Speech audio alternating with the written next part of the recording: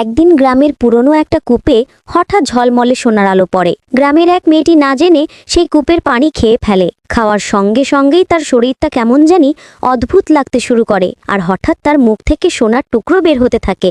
এটা দেখে গ্রামের সবাই হতভম্ব। জীবনে কেউ এত সোনা দেখেনি। সবাই চিৎকার করে বলে, আর থু, আরো থু।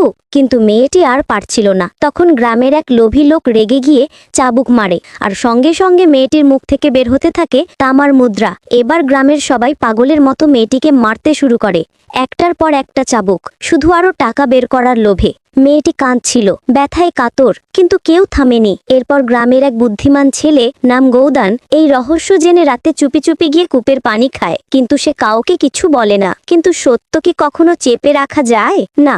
একদিন গ্রামে মহামারী ছড়িয়ে পড়ে। মেয়েটিকে সবাই বলে, তুমি গিয়ে সবাইকে পরীক্ষা করো। মেয়েটি যখন গৌদানের কাছে গেল, দেখলো সে ভীষণ ভয় পেয়েছে। তার আচরণের সন্দেহ হলো মেয়েটির, তাই সে কাঁটায় ভরা একটা চেয়ার এনে বলল, বসো দেখি, একটু পরীক্ষা করি।